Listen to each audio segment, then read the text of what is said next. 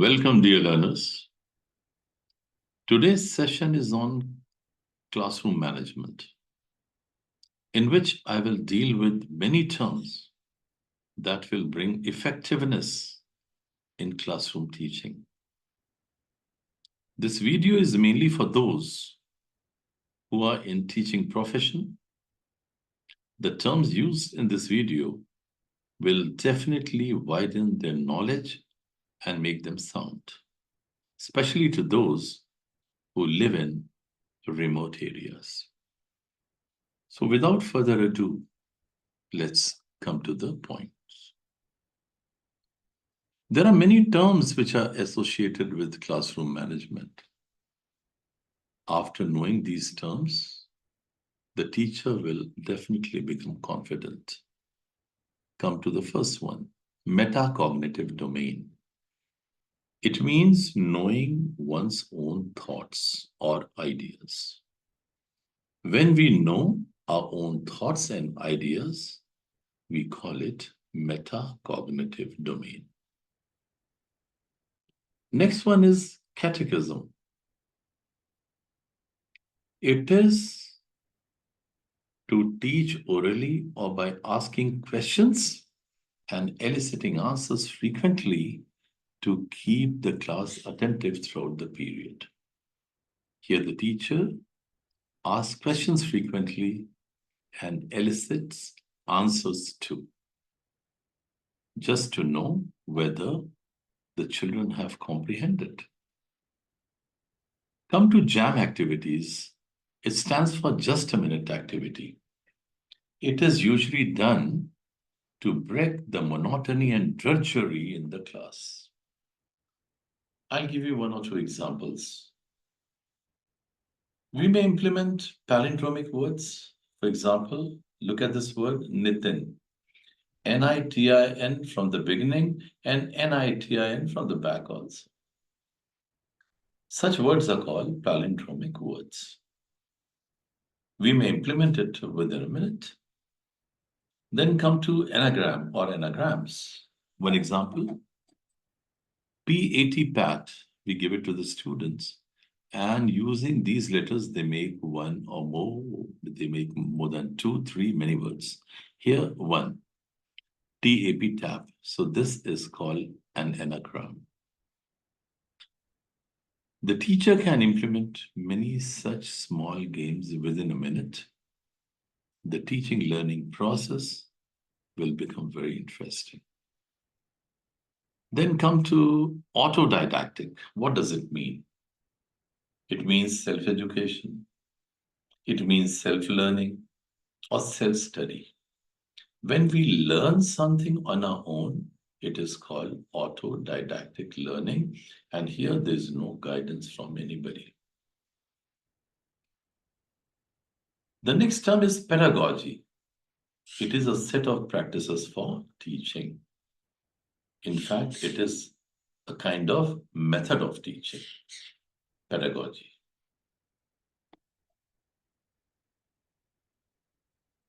Next word is exposition. What is it? It is a comprehensive expression of ideas. We have ideas, but we do not express it properly. And when we express it comprehensively, we call it exposition. Come to connotative and denotative meaning of words. There are two ways of looking at the same word. The connotative has feelings and emotions associated with the words, but denotative refers to the dictionary definition of its meaning. If I take an example of connotative meaning, think of a situation.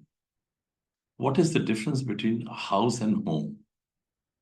So we say, walls make houses and hearts make home. When we talk about home, we have love, affection, care, concern. But when we talk about house, it is only house building, that's all. So that is the basic difference between connotative and denotative meaning. Next one is bottom-up method. Dear friends, in bottom-up method, we go from language to meaning. We have language, and with the help of language, we move towards meaning. This is called bottom-up method. And in top-down method, we go from meaning to language. This is the basic difference between the two. And the next one is schemata. It is a scheme. It is a plan. You can call it the representation of a plan in the form of an outline. In one way, it is a scheme of doing things systematically because there is a proper plan of executing things. Let's know about withitness. Withitness. It is the teacher's knowledge about his/her class. When the teacher knows everything about the classroom, about his or her class, we call it withitness. The teacher knows about the number of chairs, tables, blackboard, LCD projectors, everything. Number of students, then we use the term withitness. Raconteur.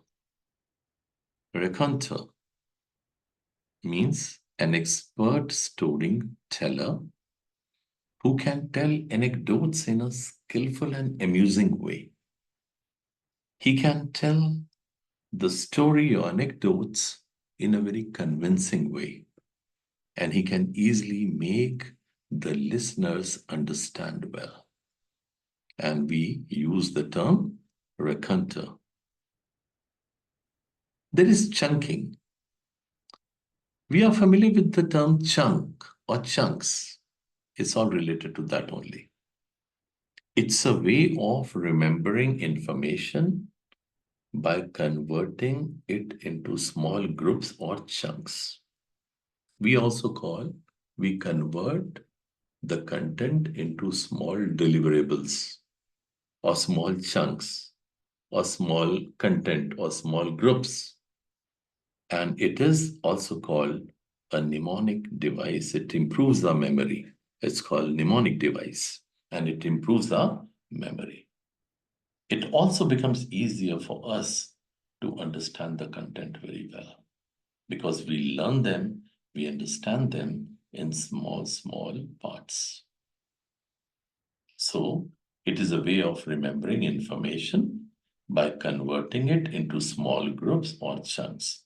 And chunking is a mnemonic device. So let me tell you once again about mnemonics separately. It is a study of improving memory.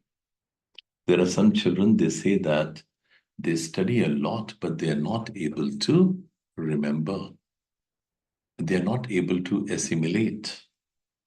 And we know reading without assimilation is mere abortion. So we should convert the content into small parts or segments and then learn and understand. Come to flipped classroom. This is also a very popular term. This is a strategy where students come to school with basic information on the same topic that the teacher is going to teach the next day. This is so because direct teaching has less impact. I don't say, researchers have proved it. When we go to the class and start teaching directly to the children, impact is very less.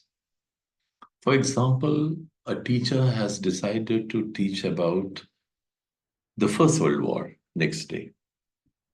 So here the teacher gives a small assignment to the children to browse, to refer, to make use of reference books, and come with some preoccupied ideas.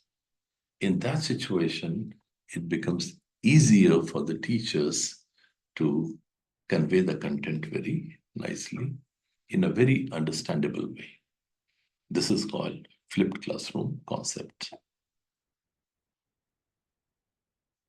This expression LAAR, LAR, is very, very famous these days. And it is usually used in making lesson plans. It stands for learning outcomes, activity, assessment, and review. This method can be used in making lesson plans. And many schools are already following it. Our learning outcomes must be SMART. And what does it stand for? It stands for specific, measurable, attainable, relevant, and time-bound. So this is also quite latest. But most of the schools in the villages and remote areas, they are not following it. This can be followed. Then come to know about the types of readers. Everywhere you find different types of readers. I want to tell you that there are mainly two types of readers. There are rapid readers and jerky readers. Rapid readers will read nicely with a good speed, but jerky readers will not do so. They'll read very slowly, they'll take some time, they may not pronounce the words correctly. There are many factors. Understand the characteristics. Rapid readers have less number of eye fixations on words and long eye span. What does it mean? Rapid readers will stop, or I should say not stop, for a longer duration on each and every word. They'll simply read quickly and go ahead because they have got longer eye span as compared to jerky readers. But jerky readers have more number of eye fixations on words, means on every word they will stop and then read the words. And it is a time-taking process. And that's why they have got less eye span. This is the basic difference between rapid readers and jerky readers. So, dear friends, let's come to types of reading. There are mainly three types of reading. We know that silent reading is there, loud reading is there, then sub-vocalization is also there, or sub-vocalizing is there. Silent reading, you know, the reader reads silently for better comprehension. I should say silent reading is there for better comprehension. But one issue is there. Here, when we read silently, our mind goes haywire here and there. We start thinking many other things also. So it doesn't become very effective. And loud reading, here, what happens? The reader reads loudly for better pronunciation. You've seen in primary classes, children are told to speak loudly. They do things in a sing-song way. They pronounce nicely. It is only to improve their pronunciation. Dear friends, I'll tell you the best type of reading, that is called sub-vocalizing. And here the reader reads silently and moves his lips too. Eyes also read, and then lip sync is also done. They move their lips. Sub-vocalizing is considered the best type of reading because it helps in pronunciation and comprehension both. It improves our pronunciation component and comprehension component both. We also get focused on the content nicely. So better give preference to sub-vocalizing.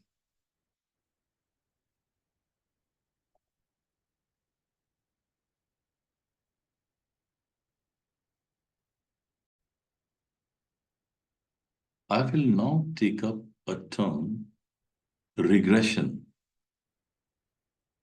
Regression is reading the same passage or passages again and again to get the import of the words. In fact, it is an unnecessary reading of material. people do it when they do not understand the content in the first attempt. So it's better to avoid it. But there are a few situations when the language is technical, the terms are difficult in the passages or passage, we definitely go for a regression, because the purpose is to understand the content, to comprehend it systematically and very clearly. But in general reading, it should be avoided. Come to PIP and PAP. PIP stands for Performance Improvement Program, and PAP stands for Performance Appraisal Program. The CBSE conducts several training programs for the teachers under CBP, Capacity Building Program. And the purpose is only to improve the performance of the teachers. And after conducting the training sessions, it goes for PAP, Performance Appraisal Program. How much have they improved? It tries to come to know. So this is a quite latest term, PIP and PAP, Performance Improvement Program and Performance Appraisal Program. Come to VARK usage, V-A-R-K, VARK usage. We know that every learner learns differently. He or she has his or her own style of learning. Here, V stands for visual, and this A stands for auditory. R stands for reading. These days, they have started writing term also. So reading/writing, and K stands for kinesthetic. Kinesthetic is associated with our motor organs. There are a few learners, they learn very easily through visuals. There are a few who learn by simply listening to it, by hearing it. And there are a few who read and write and then learn. And such learners are also called tactile learners, those who read and write. And K stands for kinesthetic. There are a few learners, they make use of their motor organs and then learn. And that's why we say that every learner has his or her own style of learning. It is also true that we learn through visuals, we learn through auditory mechanism, by reading and writing, and also by making use of kinesthetic, a psychomotor domain. That's why it is called VARK usage. It's quite good for the teachers. They must know about it. Then pantomiming. We are familiar with a legendary figure, a legendary personality, Charlie Chaplin. So first understand what pantomiming is. It conveys something by facial expressions or body movement. Facial expression is also known as countenance. Charlie Chaplin is known for pantomiming, and everyone knows him for his performance and performances. Without speaking anything, without opening his mouth, he conveyed everything in a very funny way. And he knew how to turn the party into peals of laughter. We saw his performances and laughed. One term is dumb charade. We have played in the schools and colleges, and I think everyone is familiar with it. It means mute or silent. It is a guessing game where one person shows gestures by miming the titles of movies and the others guess. This is called dumb charade. It's a very interesting game. Now, the next one is oral and oral appeal. Most of the teachers know about it. Oral is a verbal way of saying or teaching. An oral term is related to listening or hearing. So we also follow these two approaches for teaching learning, oral and oral appeal.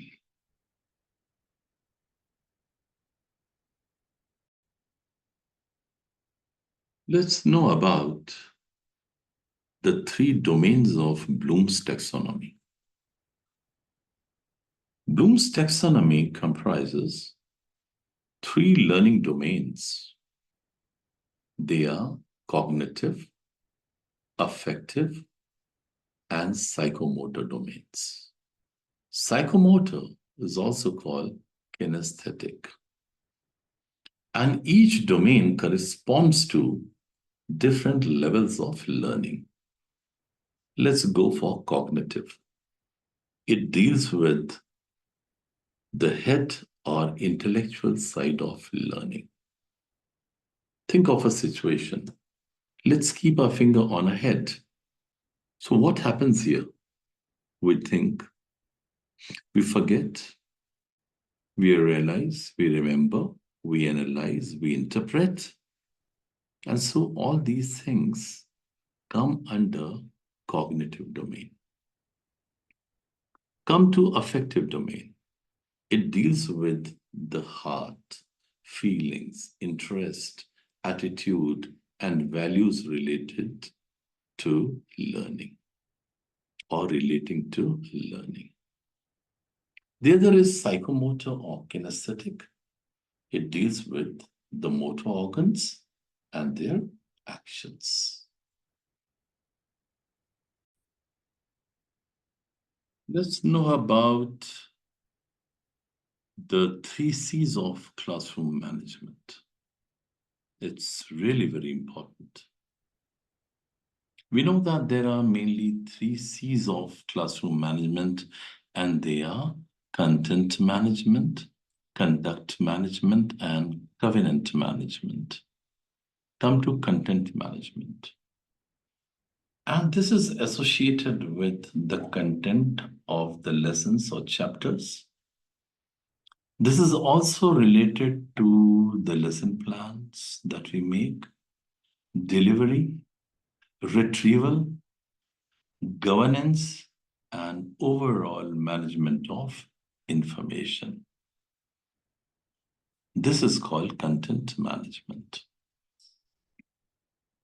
Come to conduct management. This is associated with the respectful behavior and expressions of the students. If the conduct is very good among the students, teaching, learning process becomes a joyful experience for the teacher and the taught. Come to covenant management, which is very, very important. This is associated with the classroom group as a social system where there is a mutual respect and trust for each and every one. This scenario makes the teaching learning process a joyful experience. It's really true. When the students will have love and respect for the teachers, when they will respect them, when there'll be a mutual trust between them, among them, learning will certainly be better.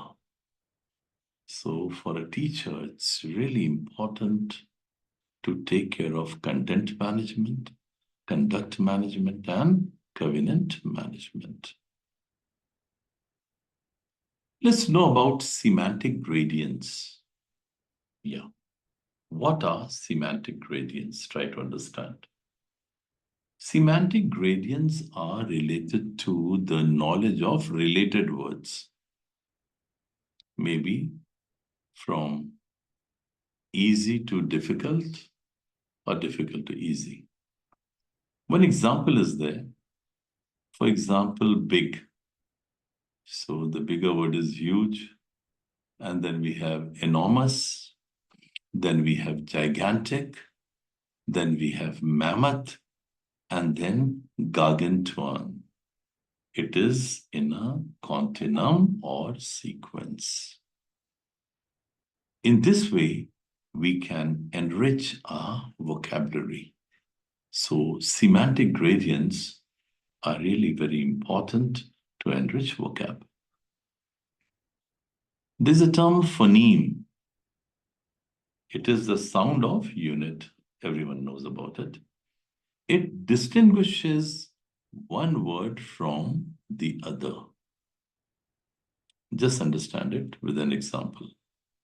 P, B, D, and T in the English words. Look here. Pad, B is here. Bad, B is here. Dad, D is here. And tab, D is here. See? AT, AD, then AD, and AB. Only here it's different in different words. And the pronunciation is also different. So we call it pat, bad, dad, and tab. So with the help of phoneme, or the unit of sound, we can easily distinguish the one word from the other or others. We shall come to carousal activity. Carousal activity. It is a circular rotation of seats for children for their amusement. Amusement is entertainment. Example is merry-go-round at a fair. But this technique, carousel activity, can be utilized in making our lessons very interesting.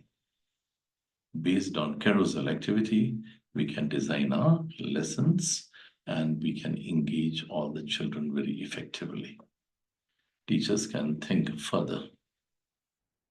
There's one term which is called transition, which is very simple and everyone knows about it.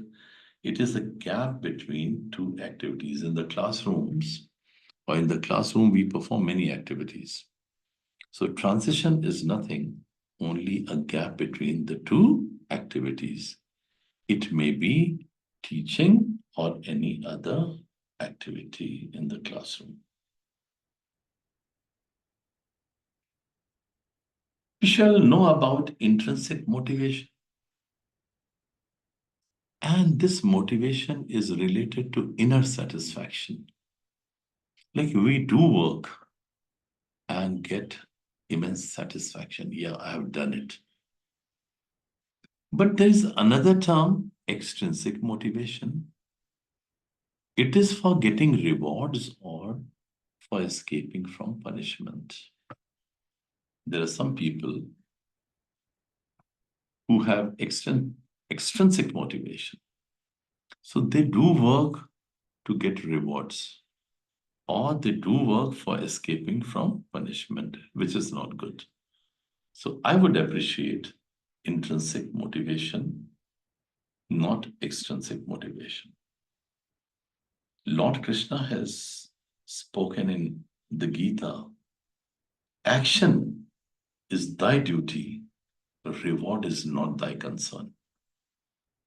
So we shall focus only on our work, not for rewards and not for escaping from punishment. We shall have a very positive bent of mind. We shall talk about positive and negative consequences. Yeah, understand it. Positive consequences are liked by the students. So what are the positive consequences? Praise, motivation, support, love, affection, care, concern, they all come under positive consequences. And children love them, they like them. On the other hand, negative consequences are not liked by the students. So what are they? Criticism, punishment, sarcasm, discrimination, etc. So it is important for any teacher to go with the positive bent of mind, love the students, improve them lovingly, and see that they are turned into important human resources in the future. One term is there which is very new these days, differentiated instructions. Try to know them. I want to tell you one thing, that my sessions are mainly for those teachers who are working in the villages, in the government schools, and in the remotest of remote places, because they don't get the facilities. So my intention is to make them know about all these things so that slowly they may hone their talent, innate potential.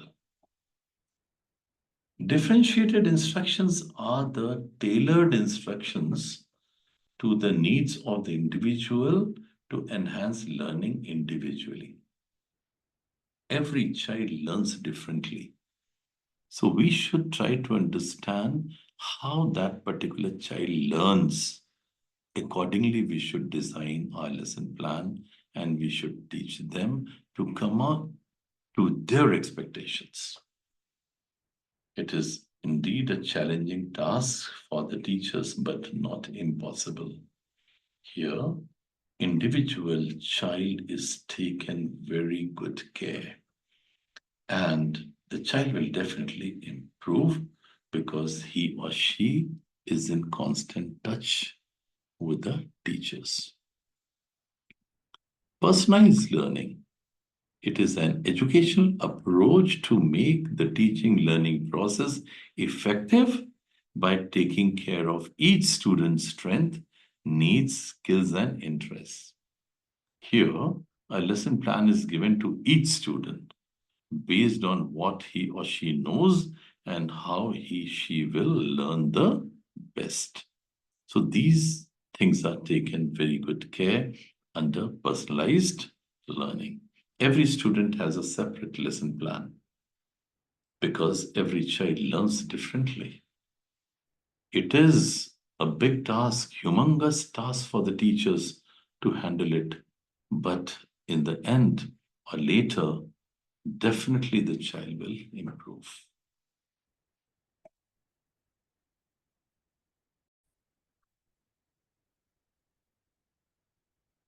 Dear learners, now we shall discuss about the revised Bloom's taxonomy.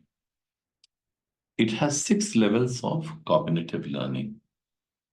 I've already told you, cognitive is associated with our brain. Whatever we think, we remember, we analyze, we interpret, everything comes under cognitive domain or cognitive learning. And this is according to the revised version of Bloom's taxonomy. Earlier, we were saying Bloom's taxonomy, but these days we say RBT, revised Bloom's taxonomy. What is the revision, you understand?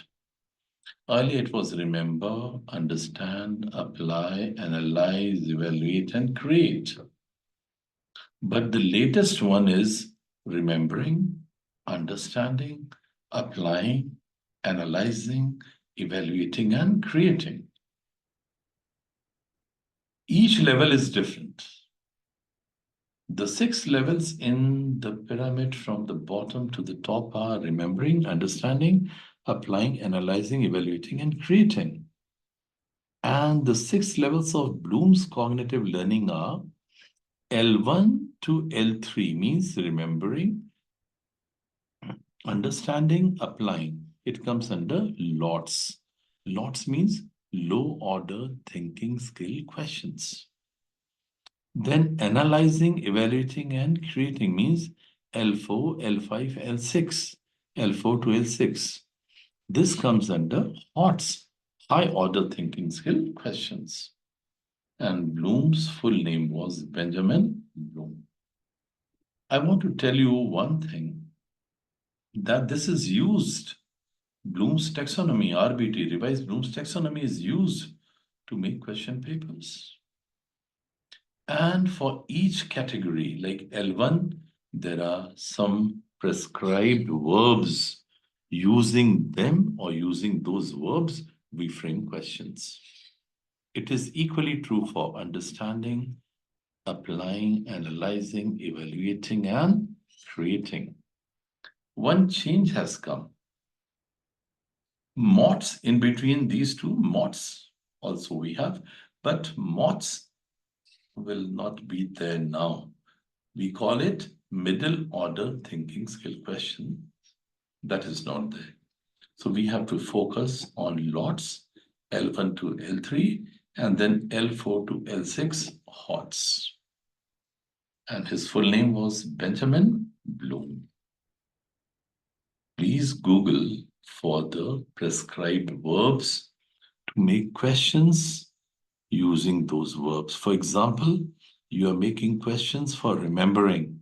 So there are prescribed verbs only which can be used for forming questions. Equally true for understanding, then applying, analyzing, evaluating, and creating. I will also tell you about Kolb's cycle of learning. And this is the latest one these days in teaching learning process, mainly learning. What is that? According to Kolb's learning cycle, there are 4 concrete stages. First, you know these stages, and then we shall discuss with the help of illustrations.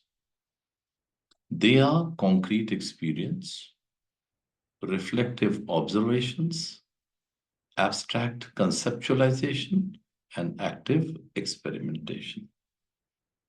This cycle gets transformed into an effective learning. It's also called Kolb's learning style inventory. Look at this illustration, please. Number 1, concrete experience. It's also called feel. We feel the things here. For any new learning, Kolb cycle is the best one. Concrete experience, feel. Number 2 is reflective observations. Here we watch. Here we feel, and here we watch. Then come to third one, abstract conceptualization. Here we think. And then active experimentation we do. In the center, you are looking at Kolb's learning cycle. I want to tell you one thing, that between feel and watch, I should say between concrete experience and reflective observation, there is a term we call diverging learners. We have diverging learners, and they feel and watch. So this is the stage for diverging learners. In between reflective observations and abstract conceptualization, this is the area where we have assimilating learners here. Assimilating learners, they think and watch. Come to this particular place. Between abstract conceptualization and active experimentation, we have converging learners here. Just a minute, let me bring the cursor. Converging learners here. And what do? They think and do. Look at the cursor, please. They think and do. Then between active experimentation and concrete experience, once again, we have accommodating learners here. And what do? They feel and do. So here, diverging learners, they feel and watch. Here, assimilating learners, they think and watch. Here, we have converging learners, they think and do. And here, we have accommodating learners who feel and do. Another thing I want to tell you, that this zone, look at the cursor here, this zone is called continuum. Continuum. Look at here, continuum. I'm moving it here, continuum. This is also called continuum, C-O-N-T-I-N-W-M, continuum. And this particular portion, we call it perception, perception. And here we say processing, processing. So continuum, continuum, here perception, and then here processing. Since we have diverging learners, assimilating learners, converging learners, and accommodating learners, we call it DACA learners. Some people say DECA learners, but DACA learners. Diverging, and then assimilating, and then converging, and then accommodating. There are 4 types of learners. It is also called learning style inventory. Kolb's learning style inventory. Here I'll take one example and explain. Suppose you are a new teacher. You go to the class and teach. That is your concrete experience. And then you feel, you come back to reflective observations, you come back and go back again. You try to recall it. What did I do well and where did I lack? So here you do your reflective observations. And for reflective observations, you need to go back to concrete experience once again. And then you plan it out. Okay, these things went on well, and these things could not go well. So you come to this particular stage, we call it abstract conceptualization. You think, you brood over for betterment. And then finally, you try to execute, you come to this position, active experimentation, and then you do and show some improvement. This cycle continues throughout the life because we cannot stop here. Sky is the limit. We have to bring improvement in our tasks day in and day out. We cannot draw a line, yeah, I know everything, and there's no further improvement required. Improvement is always required. We can make our teaching better by using Kolb's learning cycle. So this is a brief description about Kolb's cycle of learning. Here, the terms are given: DACA, continuum, processing, and perception. And these are the positions also. These are the positions. Once again, continuum, and then you come to this particular part. This is perception, and here processing. You might be familiar about the term grid. Grid. Look at this image. This is grid. We use it as a teaching tool. And it's nothing, it is a network of lines that cross each other to form a series of squares or rectangle.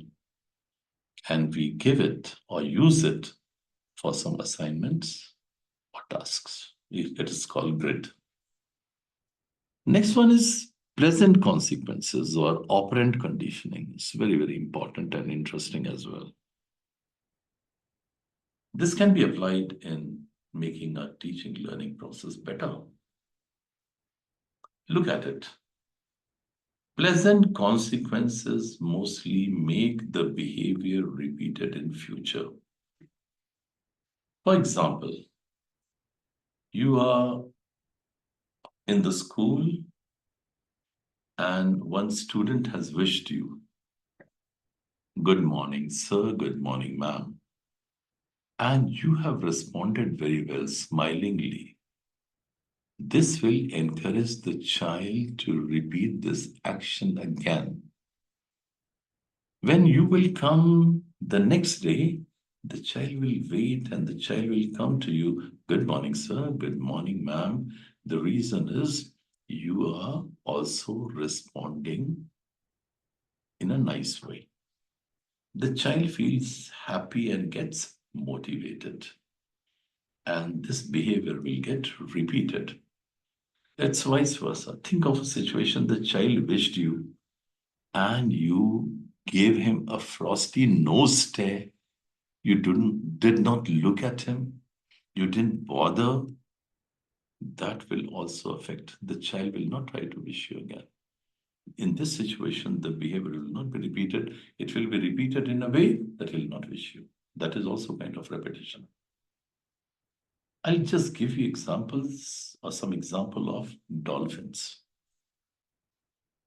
The dolphins make flips in the air and dive through the rings when the trainers feed them small fish and blow whistles. They get fish, they perform action and repeated actions, and we call it operant conditioning. Though it is related to dolphins, we make use of the same concept in the classroom. So our behavior must be very positive, very encouraging. It should attract the children, not drift them. This is called operant conditioning, and these are pleasant consequences.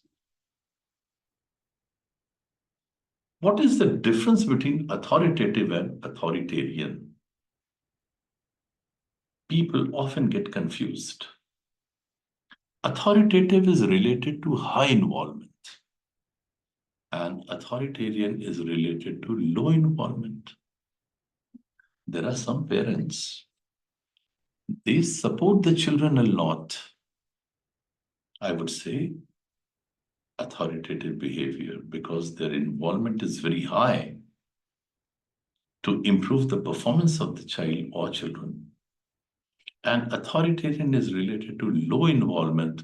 Their involvement is very low.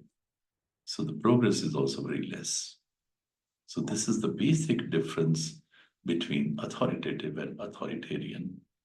I've tried to convey it in the easiest of easy and simplest of simple way. Next one is learning Vygotsky is ZPD. ZPD is zone of proximal development. What is it, zone of proximal development? It's related to what learners can learn independently and what learners can't learn independently. Between these two, learning independently and can't learn independently, there is a sweet spot between these two.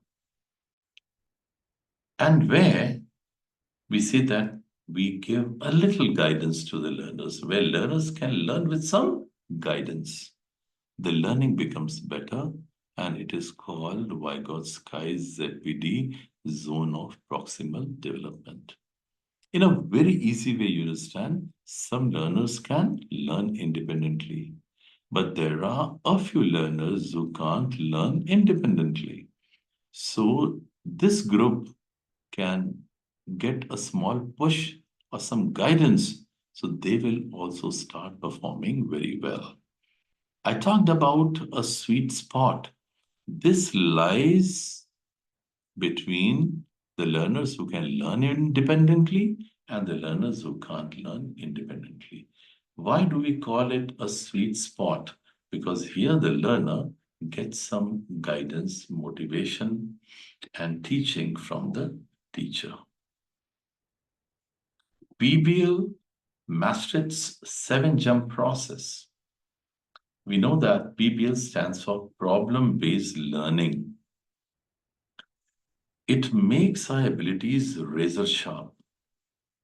The 7-jump processes of PBL are clarifying terms, identifying problems, brainstorming, setting learners' objectives, studying privately, sharing results, and evaluating results too. So these are the stages of Maastricht's 7-jump process. This PBL is very, very important, problem-based learning.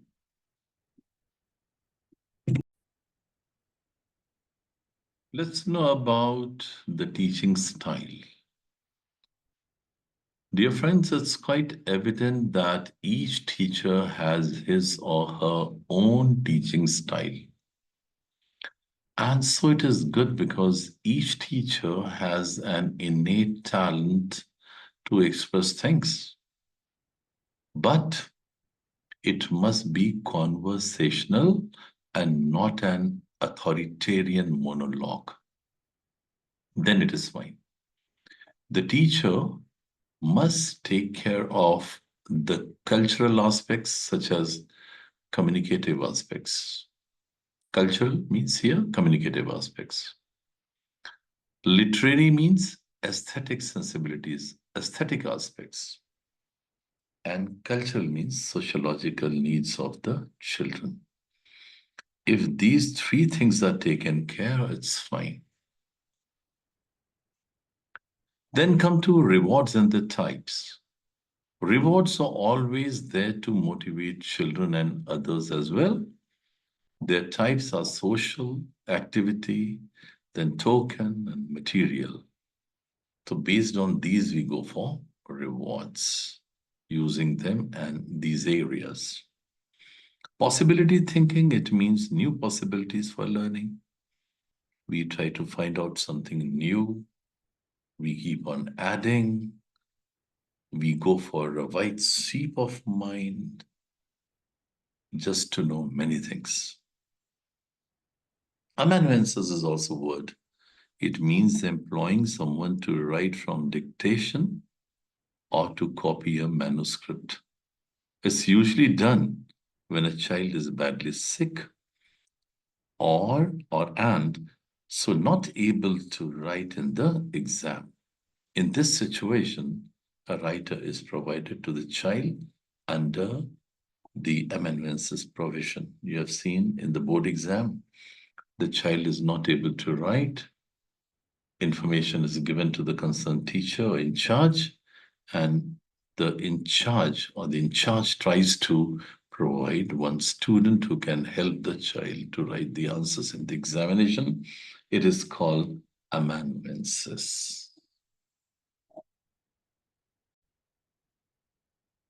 There are two terms, hypoactive and hyperactive. Some students are hypoactive and some are hyperactive.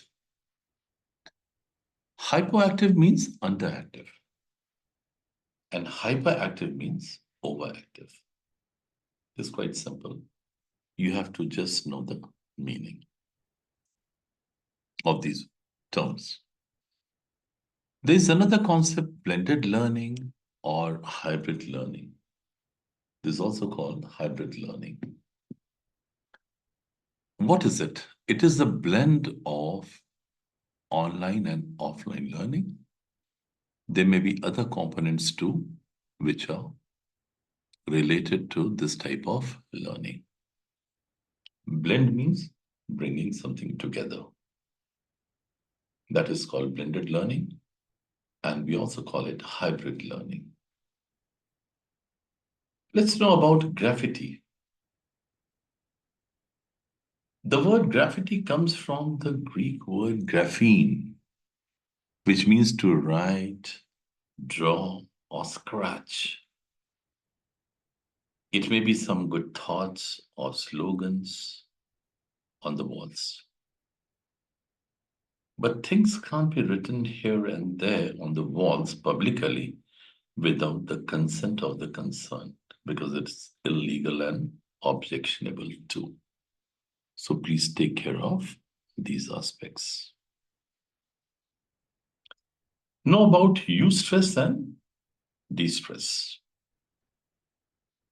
Eustress is a positive stress and de-stress is a negative stress. Simple meaning. Some of my friends, my teachers are working in the remotest of remote place. The facilities are very less. They're not exposed to the latest concepts, new things. And I'm very much concerned about them. The ice breaking may be new to them. So what is it? It's usually done to unfold one's identity. It may be an activity, a game, or an event that is used to welcome or warm up the conversation among the participants in a meeting or workshop. It sets the tone of the day, and there are many ways to do it. In a simple way, it is just a self-introduction, or sometimes we introduce our friend also, or friends also, just to set the ball in motion. POCSO Act 2012. It stands for the protection of children from sexual offense, sexual harassment, pornography, and any violation to this act is strictly punishable under law. It should be the moral responsibility of the teachers to take care of the children. They must feel safe. Then they can flourish, they can study well, and become important human resources. Francis Bacon has said, a teacher is a man of knowledge. He imparts his education to his students, but he is not a friendly companion with whom jokes can be exchanged or intimate secrets may be shared. No, it should not happen. Proper distance has to be maintained. Come to the term indulgent or laissez-faire. It is a French phrase. It means allow to do or let people do as they choose. So what will happen? They will use their intelligibility and perform better. But too much restrictions are not good. There should be no unnecessary intervention or restriction. Then people will come forward, work nicely. And it's our responsibility to repose our faith in them and their abilities. There's one thing new, that's Rosetto mystery, I'll tell you. Very interesting. Rosetto is a place in America where people of Italian origin live. And they lead a very long, happy, and healthy life. The reasons are not geographical, diet, or genetics. No. It is only the social structure, social mingling, and open culture of the Rosettans that help them to be centenarians. They live for more than 100 years. We should not have isolation or isolated feeling.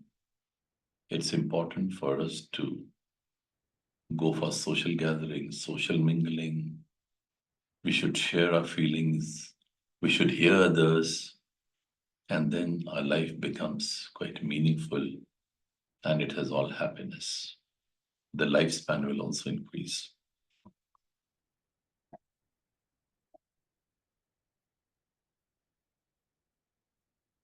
You are familiar with the term thesaurus. It's already available in almost all the libraries.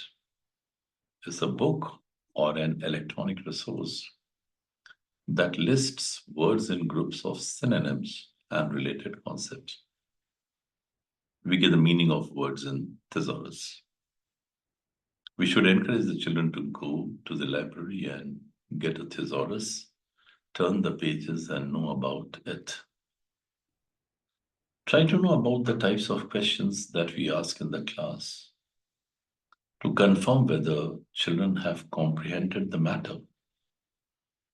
There are different types of questions and techniques here.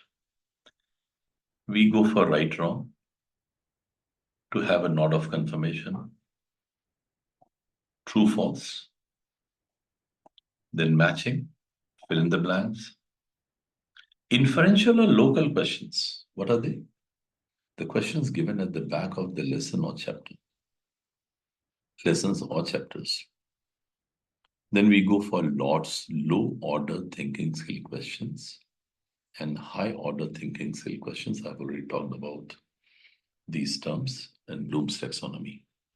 These days, we do not go for MOTS, middle order thinking skill questions. That's why I have put red color here. There are global questions and extrapolatory questions also.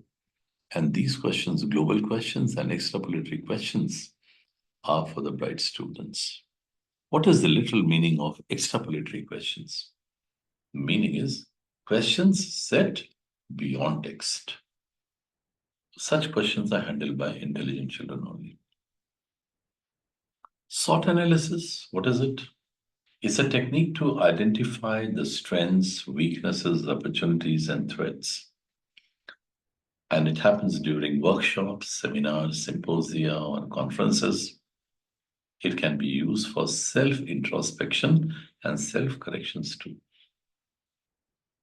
His Holiness the 14th Dalai Lama Ji has beautifully written in his book, My Land and My People.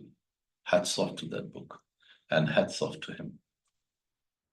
What has he mentioned? I want to tell you the crux of the matter. He has mentioned self-introspection. It is self-examination, self-introspection, self-correction, and to work in the interest of the community. These three things are really very, very important in our life. We can make our life meaningful. Next term is organogram. It is used to make a graphical structure of an organization. It displays a hierarchical structure in any department, and people read and understand it very easily. Cooperative learning has structured group activities where students work together to achieve a common objective. This is the main thing. They have to achieve a common objective in cooperative learning. It generally has the division of tasks and individual accountability, and we call it cooperative learning. Collaborative learning means it has the active participation and interaction of students in a group setting with a focus on shared goals and joint problem solving. When these things happen, we call it collaborative learning. Individualized education program, it is called IEP, and IEP, a 500 plan. What is it? IEP is meant for disabled children for their better education. IEP, a 500 plan, supports their accommodations in primary and secondary institutions for their ease, success, and a learner-friendly atmosphere. This is the plan of the government, and government is working very nicely on it. There are a few technical terms like dyslexia. We know that it is a kind of learning disorder. It involves difficulty in reading, identifying speech sounds, and understanding. There are some children who are dyslexic, and it must be the bounden duty of the teachers to take care of them lovingly. ASD means autism spectrum disorder. It is a neurological and developmental disorder. It affects how people interact with others, communicate, learn, and behave. We have seen many autistic children also. What is OCD? It stands for obsessive compulsive disorder, and it has uncontrollable and recurring thoughts that result into repetitive behaviors or compulsion. It is a kind of obsession. What is obsession? It is a fixed state of mind that can never change. We call it obsession. And then ADH, attention deficit hyperactivity disorder. Teachers must also have general idea about such words and things. They can take care of the children in a better way. It's a mental disorder that affects children. The symptoms are inattention, impulsivity, and then hyperactivity. These are the part and parcel of ADH, attention deficit hyperactivity disorder.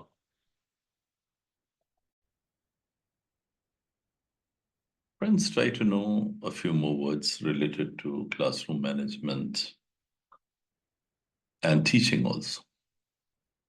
Sympathy versus empathy. Sympathy is a feeling of pity for other persons, and empathy is our ability to understand how someone feels. Empathy also has compassion and understanding for others. This is the basic difference between sympathy and empathy. What is simulation? It is the imitation of a situation or process. It is also the action of pretending or deception. So, in a simple way, imitation of a situation or process. That is called simulation. Try to know about affective filters or filter. It's a metaphor, It describes a learner's attitude and affects the relative success of second language acquisition. Some negative feelings hinder or obstruct language learning. They are anxiety, lack of motivation, and confidence. So it is important for us to take care of this aspect. We call it affective filter or affective filters. Sometimes we come across new terms like a reprographic center. What is it? It is a center in schools or colleges that helps the staff and the students in doing Xerox, printing, copying, and binding. And the center is called a reprographic center. Every teacher should endeavor to enhance his or her qualifications. And they can make use of MOOC courses or MOOCs course. It stands for Massive Open Online Course. It is a free web-based distance learning program for students and even teachers also. It also covers a large number of subjects. Thousands of subjects are there. In a particular discipline, we can enhance our qualifications related to our branch and interest. There are Coursera courses also. Coursera is an online education provider that offers courses known as MOOCs. They are from the top universities around the world, and we get certificates. It has around 5,400 online courses. The teachers should take up these courses, and encourage the children also to go for such courses. In this way, they can hone their talents. They can make their abilities razor sharp. And these courses will definitely help them in their future endeavors. There are NPTEL courses also. NPTEL is an acronym of the National Program on Technology Enhanced Learning. It is an initiative by 7 Indian institutes of technology, IIT Bombay, Delhi, Guwahati, Kanpur, Kharagpur, Madras, and Roorkee, and the Indian Institute of Science, IISc, for creating course content in engineering and science. So these courses are very helpful. I request my friends and all the listeners to please go for such courses and perform well in your future. Let's know about some more terms and then I'll wind up. STEM. What is it? It is an acronym of science, technology, engineering, and mathematics.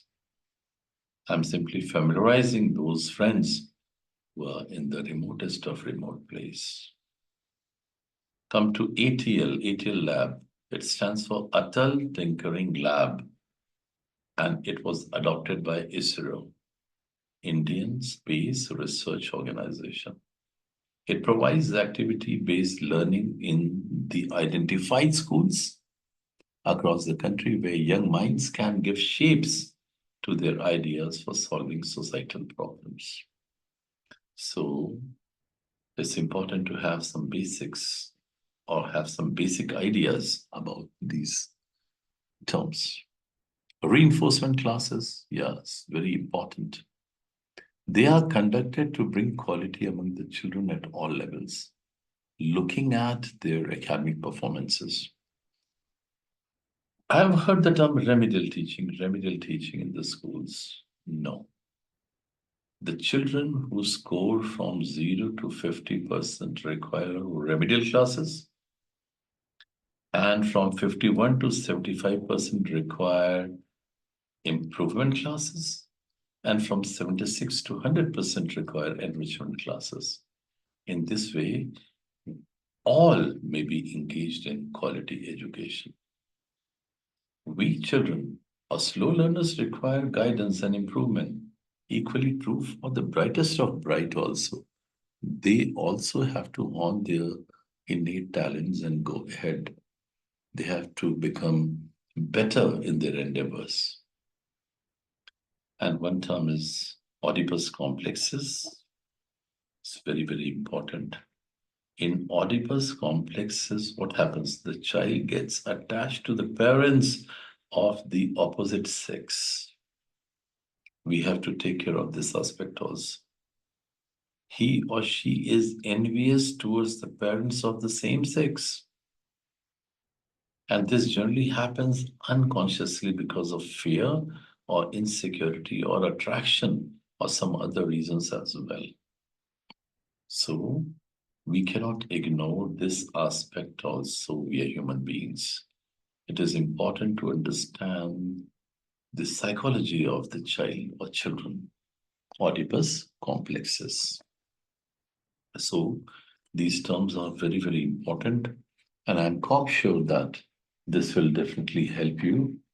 And in case of any doubt, I have given my email ID. You can write it to me. I'll definitely respond. So, dear friends, thank you for your precious time. Thank you a lot. So today you learned many things about classroom management. If you find this video beneficial, please do like, share, and subscribe it. Thanks a lot, my friends. Thank you very much.